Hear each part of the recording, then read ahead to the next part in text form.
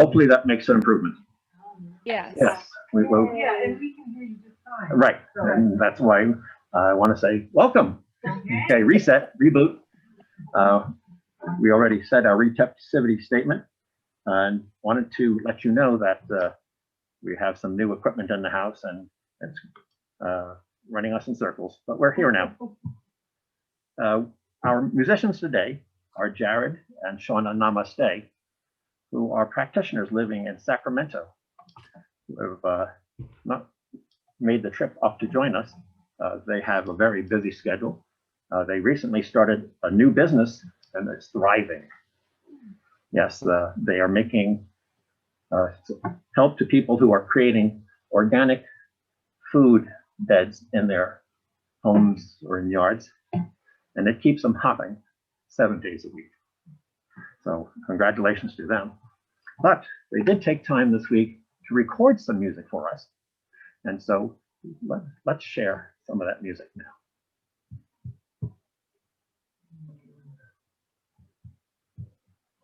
Can you play that from the back?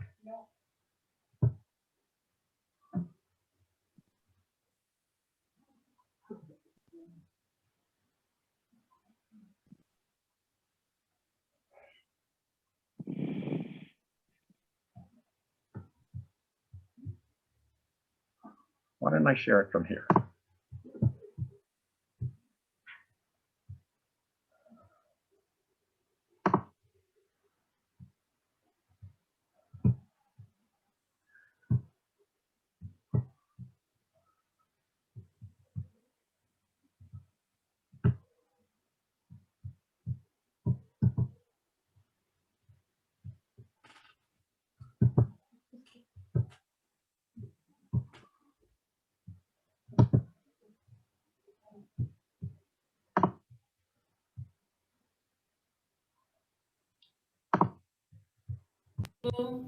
We are Love Eternal, There they are. Shawna and Jared, and sorry we can't be with you in person yet again, but we're glad to share music with you in these digital realms. We hope you're feeling blessed. This first song we're going to do is called Celebrate Your Life, and it's a celebration of life.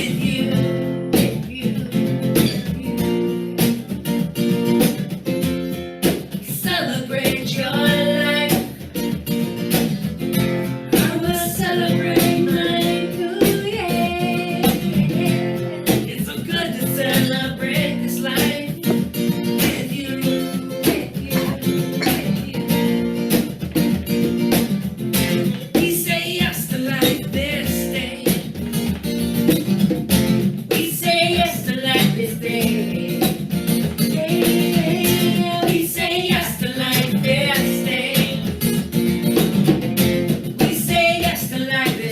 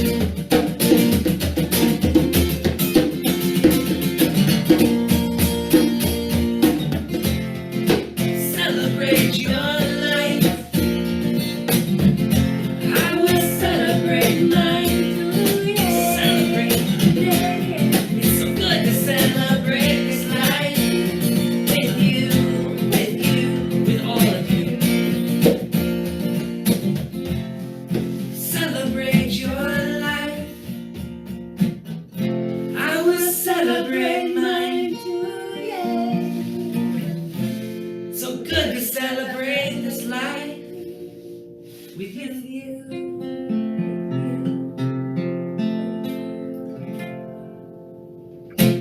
It's great to celebrate life with you all. We'll have more music from Love Eternal in just a little while. But now, my pleasure to introduce our practitioner for the day, Brenda Heldoorn. Brenda and her husband Don have a business down in Carson City, and they are doing well also.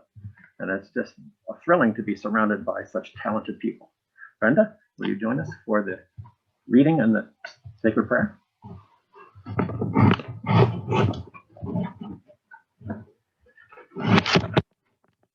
Thank you, Nurse. Good morning. Morning. Good morning. My name is Brenda Heldoorn. I'm a licensed practitioner here at the Center for Spiritual Living. It's my pleasure to see you all here this morning, not only in the sanctuary, but joining us on Zoom. And we so appreciate your presence in our community and your continued patience while we travel the learning curve on all this wonderful new audio video equipment that we have. So let's take a moment to breathe and to be present.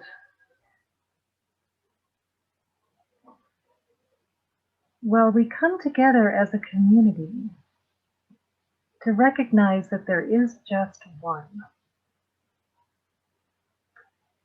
one light, one love, one intelligence, one source of all that is. And so we can all relax now, knowing that there's just one, and that one intelligence is active in and through each of us in this moment. And as we breathe, we remember who we are,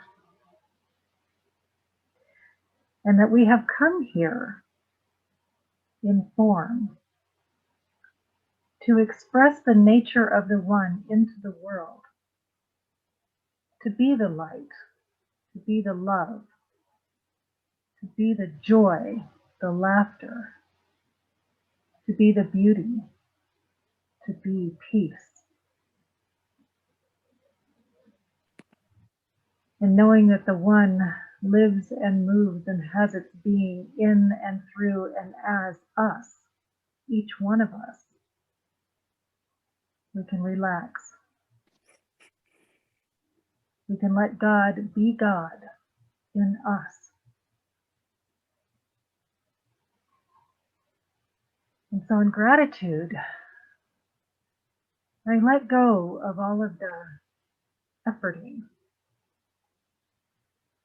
all of the working, all of the striving, and I embrace joy. I embrace light-hearted playfulness.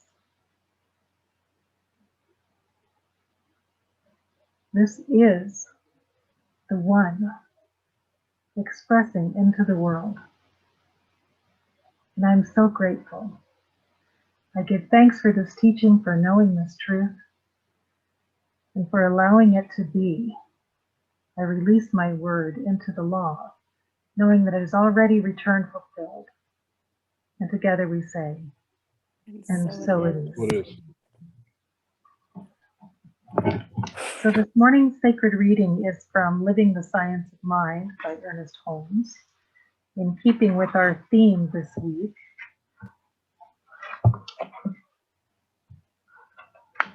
And it's called Happiness. Do you wish to be happy? This is a foolish question, for who would not be happy? Someone has said we used to think we had to be well in order to be happy, but now we know that we must be happy if we wish to be well. Happiness must be based on an inward sense of security, a sense of belonging to life and to each other, a desire to give, to be kind and compassionate, and to be able to put ourselves in the other person's position. Most of our unhappiness comes from our relationships with others. If we cannot be happy unless some other individual or some group of individuals admires and loves us, we have not yet realized that every person is complete within himself. For when we reach back to the true self, which is God in us, we shall have penetrated to the innermost depths of all people. Happiness is never external. All the money in the world will not make a person happy. The highest position of dignity or trust cannot make one happy. Jesus stated it in this way: "For what shall it profit a man if he shall gain the whole world and lose his own soul?" Of course, he was not referring to any actual loss of the soul, because the soul is the incarnation of the spirit within. Hid with Christ in God means that we trace the human back to its divine source, which is God, and rest in the security of being enfolded in infinite love and wisdom, and kept by an infinite law of good. It is true that we cannot be well unless we are mentally and emotionally happy. To a much greater extent than we realize, the physical body reflects our mental attitude. Our food neither digests nor assimilates properly when we are filled with unhappiness and fear. The stream of life flows fully and freely from the innermost recesses of our being only when we are happy. Children are happy because they have not learned to be afraid. There can be no happiness where fear is.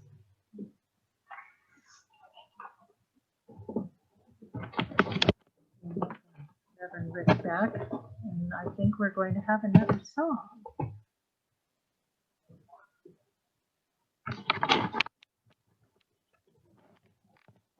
Thank you, Brenda. You're right about that. Let's invite Shawna and Jared to bless us once again.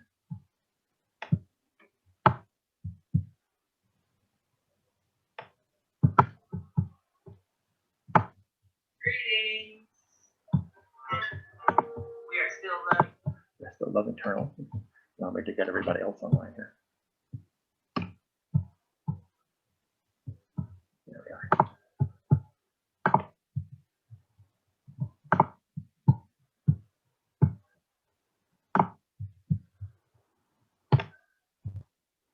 Eternal.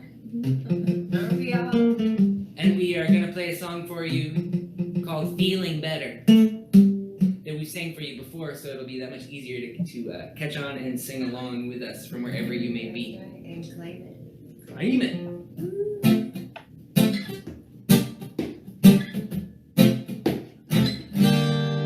Because I am not a victim, and there is no one here to blame. I acknowledge God's presence here as my life. I feel joy to stand. Because I am not the victim, no, and there is nobody here to blame. So I acknowledge love's presence here as my life. I feel joy to stand.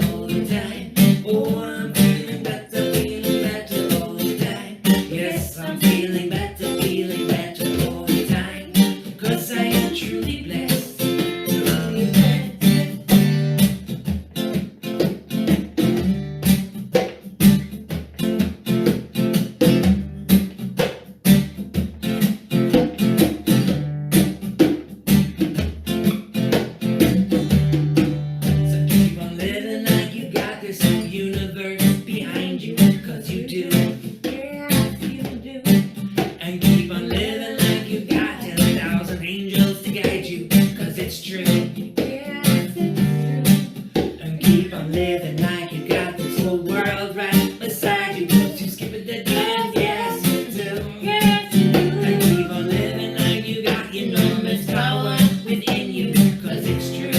Yeah, it's true. And whoa, I am not a victim, no, and there is nobody here to blame. So I acknowledge love's presence here as my life. I feel joy this day. Oh, I feel joy this day. I feel peace this day.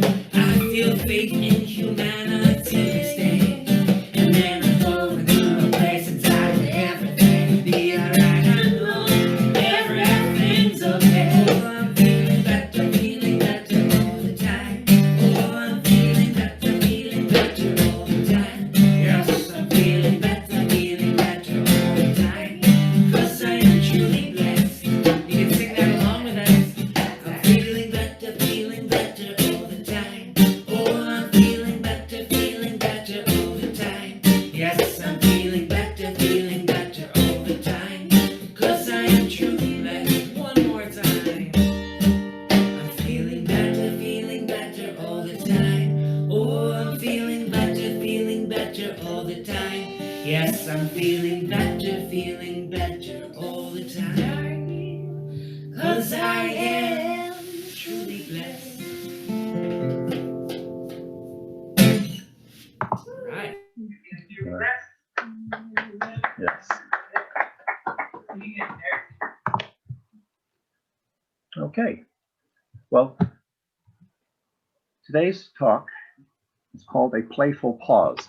It's just the latest in our series, A Pause for Reflection. And Karen, if you can pop up the first slide. A pause for guidance. As we heard Reverend Pam speak last week, it's important for us to take time to stop and reflect and be open to Spirit's guidance in the operation of our lives. And so what we're talking about today is the playful side of things. Who says, church has to be so serious? So I'll ask you, thank you, Karen, when was the last time you laughed? And I don't mean smile, I don't mean chuckle, I mean really laughed.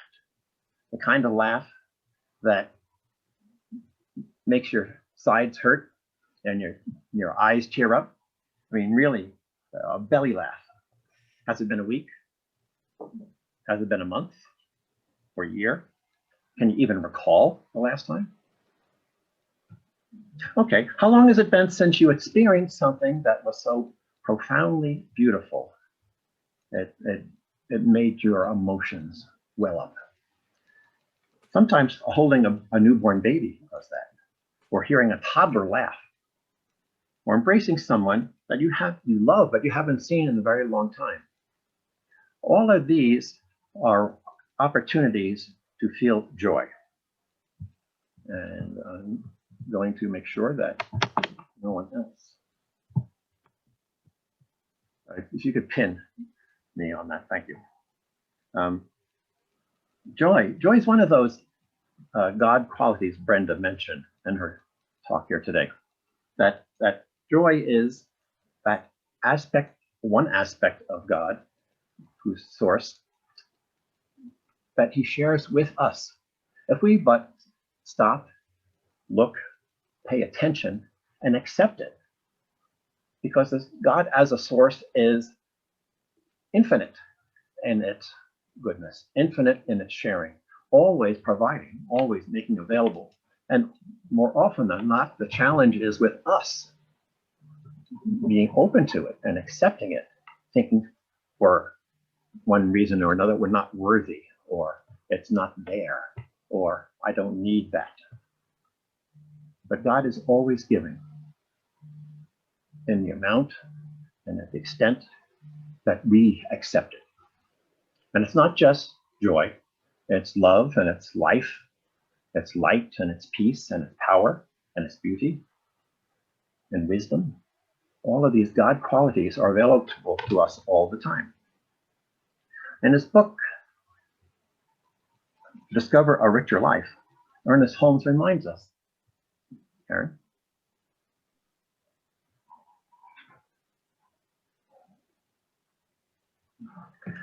Life is not something to be endured. It is to be lived in joy, in a fullness without limit. What he is saying, in other words, is that we are meant to feel joy as a regular part of our lives. So, when did you last feel truly joyful? You might not have known it, but yesterday was the midpoint of the summer season, according to the Farmer's Almanac. And now, midsummer is the time of year in which people go on vacation or have a staycation. They go out to bike and hike, to play, and to pray. This is a time of year where we kind of step back from the routine things that we do and embrace a little bit more leisure, a little bit more playtime, a little bit more relaxation, and coming into a different way of being. It's all of this has a spiritual aspect to it. Because if you stop and think about it, that we have our lives in God, God, the creator of the manifest universe, everywhere present inside of us, and we're inside of it. There's a true oneness between God and mankind. So if we go out and play, well, God's there too. And if we go out and swim or bike or hike or do any one of 100 things, God is there. And it's God also doing it. In the Anatomy of Healing Prayer, Ernest Holmes tells us that it's God who sings all the songs and dances all the dances and paints all the pictures, creates all the art and writes every book. God plays every game alongside of us. God is expressing itself in, through, and as us when we do those things. And we got to remember that, because we grow closer to God when we remember God is there with us. When everything we do involves a sense of reflection, a sense of that oneness I mentioned, and we contemplate God even as we play, or reflect back on the experience and look for the lessons it had to teach us, or simply to feel gratitude for the opportunity to relax, to enjoy ourselves, to be alive, is all of these things are gifts from God. Do we oftentimes feel that sense of gratitude? I know that I'm one who doesn't always, but I'm working on it. When we have fun and when we do play, it lends us to do or to be more mindful of our activities. And you may wonder, what do you mean by that? When we go and we play games, it's a change in our routine. We get out of our normal schedule, we get out of our normal environment, and we start doing things differently. We don't have a need to plan ahead, to worry about what happened, to fret about what might be. You're on vacation. There's an uplifting of spirit while there. That analytical mind that we all have is suspended, if only for a while. And that's one of the beauties of vacation. It gives us a fresh new perspective as well. Because when we do things we don't normally do, we get inspiration. We get flashes of understanding of what's going on in our lives. We see things in a new way. And so this is a way that it helps us to be more mindful of what we're doing on a day-to-day basis. Fun and play also help us to tap into our intuition. When we're out there playing, we can express ourselves. Sometimes it's not a game we're playing, but we're doing something we haven't done in a long time, something artistic. We get to express ourselves. And that's where the intuition and the inspiration come along. It's God as the source of that inspiration. And that inspiration allows us to step beyond ourselves and be in a closer alignment with spirit. God is a source of that creative energy, the energy to get up and do something different. And it's a way for us to draw ourselves closer to the one. But we also have an opportunity, especially when we travel to someplace we haven't been before, a place of beauty and grace, to get a sense of awe and appreciation. And if you put up our next slide, Karen, we see one individual who's expressing just that sense of awe, that sense of wonder, at going somewhere they haven't been in a very long time. Nancy O'Neill. That might be the last time you share a travel trip slide with me. Taking a playful pause, Nancy traveled to see the redwoods there on the coast, and it was quite the experience, as I understand. A sense of awe and wonder comes into play when you're in a place like that. Thank you, Karen. And when we do that, we also draw closer to the one. I'm sorry, I didn't mean to put you on the spot. But it was fun, wasn't it? You know, we as adults could learn a lot in regard to letting down our defenses, letting go of the ownership of what happens or doesn't happen, for the need to be in charge of every minute of every day. We can take some lessons from some children. Karen, can you share the next one?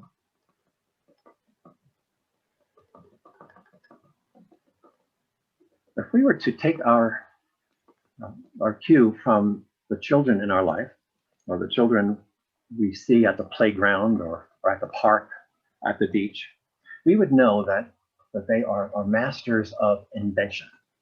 That if it's not a structured event, then they will create one. They'll create a game or a skit where every person has a part, where everyone is included. Or play something in which there's involvement and there's joy and there's action, and no one really knows what's going to happen next. That's half the fun. Don't you wish you could be like that? I know I do. And when we take our example from children, we know that we let go of the control, we place our trust in God, and good things, unexpected things start to happen. When we take our cues from children, we're much more spontaneous. We're much more ready to accept the inspiration that comes to us via our connection with the one. It teaches us to be more open, to be more playful. And so it takes us away from doing and spend more time in being. And here's where I have a personal story. As a member of the baby boomer generation, I grew up in a culture where what a person does is deemed to be more important than what a person is. And by that, I mean a person's job or a person's accomplishments are how we view each other, and oftentimes, unfortunately, view ourselves in the mirror. And so I have spent most of my adult life doing my work as an Army officer, working at the Pentagon. And when I retired from that, immediately having another job available to me to work in the field of nature conservation, and working until I was able to retire from that. And when I got to that point, I literally asked myself the question, what am I going to do now? And I didn't have an answer. yes, I started ministerial school. I was more curious than driven by a need to be a minister. But I wanted some help in answering that question. Here in the later third of my life, what is it that I would be doing? And I prayed on that. And I meditated on that. And I waited for God to answer. And I waited, and I waited, and I waited. And then don't you know that after a year and a half, I had my aha moment. And that was, it's not about doing, it's about being. What kind of person would I be in this phase of life? Would I be that kind of work-driven, type A personality person? Or would I be something else? Would I be someone who was the kind of man I looked up to? Someone who was kind, someone who was loving, someone who was supportive? Because that's what I wanted to be. And like many men, I took my cues from my own father, what I had seen growing up. My dad was a prison guard. After enlisting in the Navy at the age of, on his 17th birthday, he came back as a chain smoker. And you can guess what happened over time. The smoking got to him. And he retired young and spent just a few years at home fighting the lung cancer and died at the age of 54, leaving my mother a widow. From that experience, which happened when I was in my 20s, I got this false idea stuck in my head that I too would die in my 50s, that I too had a limited amount of time.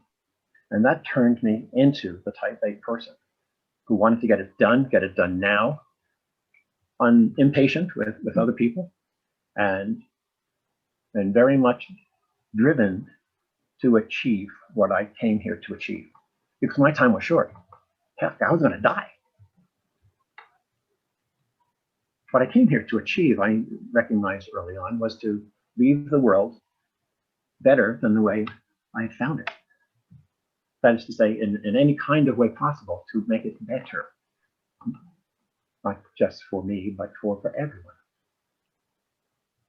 And so when I got to 54, I was really sweating bullets, as they say. I was worried, but I felt okay. I never picked up a cigarette. Heck, I was a marathon runner. I was, staying in shape and doing things right. So 54 came and went, and so did 55 and 56. And by the time I hit 60, I realized, okay, I guess that was all in my head. And I started thinking, okay, what will be my story? And by now, I had outlived the age that he had lived, and all my adult male relatives as well. I'm the oldest Kearney man you've ever seen.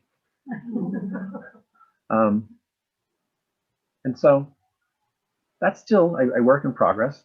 But in the meantime, I have chosen to be kind and loving and generous and still teaching and still sharing and still looking to make the world a better place than when I found it. I learned simply to just be. And I would say for many of us, the answer is to just be. And so I wanted to encourage you to take time each day to pause whatever it is you're doing, to reflect on how you are showing up in the world. Are you showing up as a type A person? Or are you being the kind of person you would like to be? And allow yourself to open your mind and open your heart to that never-ending source of joy. God will give you as much as you can carry. So allow it to be. With that, I'd like to take it to prayer. I know that our time together today has been time well spent, that we have shared in this message of remembering our childhood, from where we came, as well as knowing that we don't have to be doing something all the time, that we are supposed to be joyful. God is giving us the opportunity for joy in ways immeasurable. If we but set aside our need for control, we are able to accept that joy and all the other God qualities and beyond all measure. We remember to play. We remember to let go of convention, do something fun, because that's where inspiration lies. That's where intuition lies. And as we develop those aspects of ourselves, our connection with the One grows closer, and we become ever more God here on earth in human form, bringing forth all things good. Amen. Well, in the interest of time, I'm going to skip our third song from Shawna and Jared, and let us move into our time of offerings.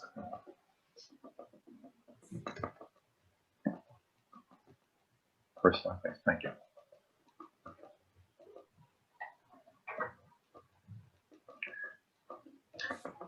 Here at the center, we're continuing to be COVID safe and have forsaken the passing of the basket.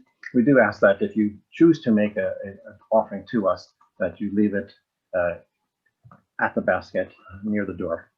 And so if you'll take your offering and hold it close to your heart, repeat with me our prosperity affirmation. I gratefully and joyfully share my offering, which flows from God, my infinite source. My gift blesses its center and all who are guided, healed, and empowered by its activities. All I share with life returns to me, blessed and multiplied. As you know, it is your support acting as spirit here on earth that supports our center. And so we encourage you to donate generously as you are so moved. And there are any number of ways to do that on our website, on the PayPal button on the newsletter, by check, or simply shopping using smile.com or amazon.com. Thank you.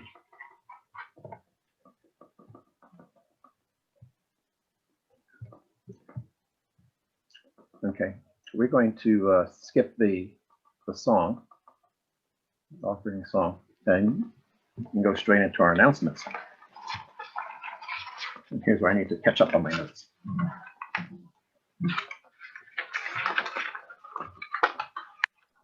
Welcome our friends who are here in the sanctuary today, or who continue to join us on Zoom. If you're a first-time visitor, I especially want to welcome you and thank you for your time with us. We do have a welcome packet near the door, and I encourage you to pick it up. If you would like to receive our weekly email newsletter, to know everything that's happening in our center, just put down your email address there on the form. I want to say thank you very much to Brenda for being our practitioner of the day, to Karen for being back there at the desk and trying to make things work. For Shirley, who was manning the camera earlier. We couldn't do it without them, as well as without all of you. The first thing I want to mention is that Reverend Pam is back from her vacation on Wednesday afternoon, and so she will be our speaker next Sunday with the third talk in the Pause for Guidance series, Sparking Imagination. Todd Tanis is our musician, and Nancy O'Neill will be our practitioner of the day. Coming up on the 21st is our community outreach experience, Adopt a Highway. We encourage you to join us between 9 and 12 that day, and it's fun. Really, we actually have a little friendly competition about who could find the strangest object. And I think Nancy won last week, or last month rather, for finding an actual lawn chair on the side of the roof. Please. Also coming up later this month is an evening of stargazing led by Justin Biddler. We'll have some details soon about where exactly that'll be, but it will be a new moon, so there won't be very much moonlight. We'll pray for no smoke and no clouds on that night as well. Thank you, Karen. Coming up in September are a couple things. There's the Big Sky Retreat you've heard me mention before, from the 4th through the 9th. Several folks of our community are attending that. And if you're interested in going, check it out at bigskyretreat.com. Thank you. And then coming up starting September 16th, Brenda, who you heard earlier, will be presenting Spiritual Economics, which is a very, very good program. I encourage you to speak to Brenda if you have any questions. Otherwise, let the office know that you plan to register. Thank you.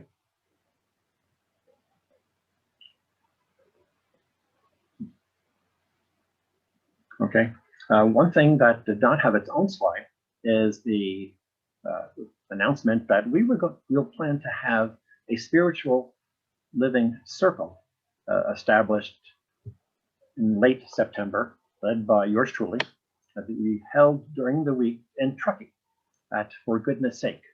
A spiritual living circle is a small group of friends who get together on a basis weekly or monthly. The group gets to decide. We have an opportunity to get the monthly Science of Mind magazine and have discussions about articles in that. The subscription is free for those who take part in the circle. Or if we decide to have a book study or other type of dialogue, that's good too. And we'll decide in our first meeting just what day we will meet and what format it'll take. So be on the lookout for that.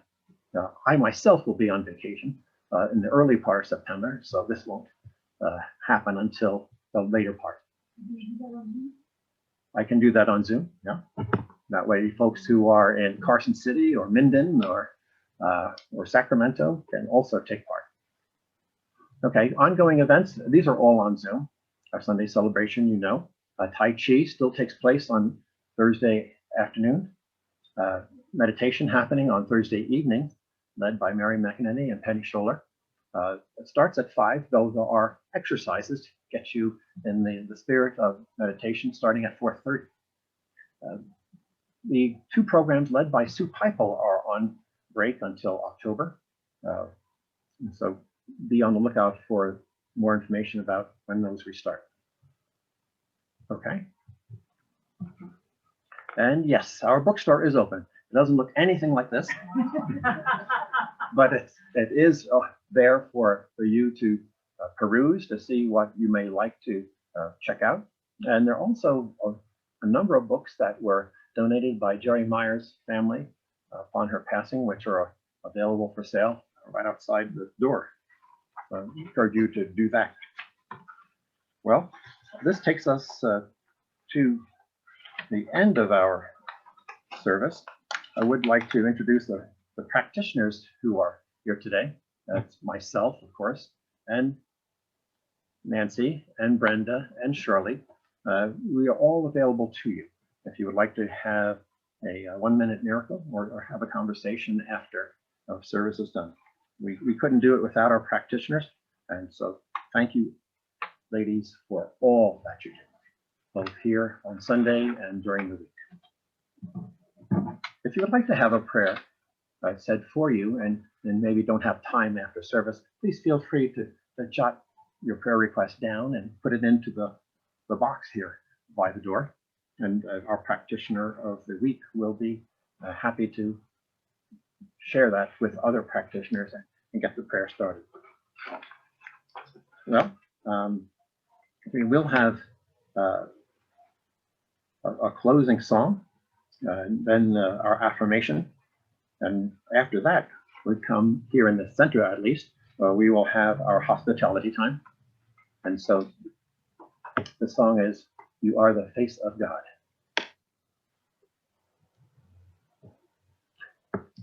Karen, if you click the little speaker down there on the slide, and then you'll need to up the sound in the board.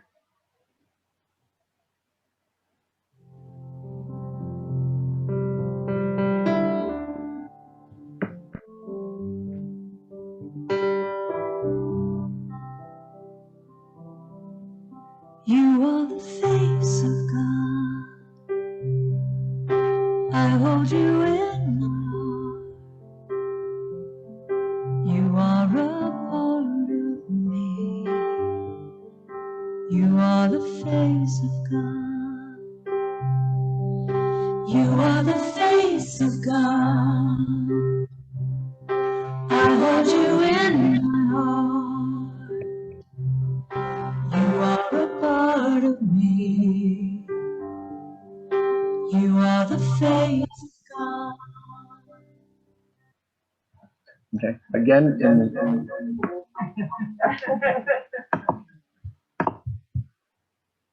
in the interest of time, let's not circle up today, but rather read our closing affirmation together. And that was the last slide, Karen.